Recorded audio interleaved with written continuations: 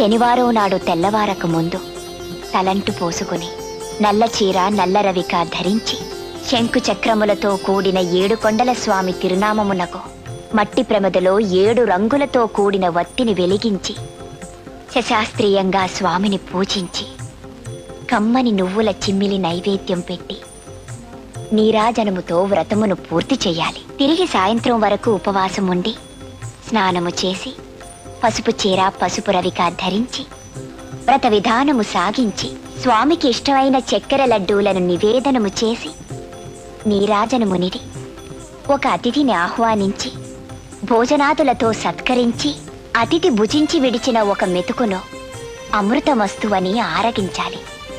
అప్పటికి ఆనాటి శనివార వ్రతం పూర్తవుతుంది. ఈ విధంగా 7 శనివారములు వ్రతమును చేసినచో ఉద్దేశించిన సత్ఫలమును పొందగలరు.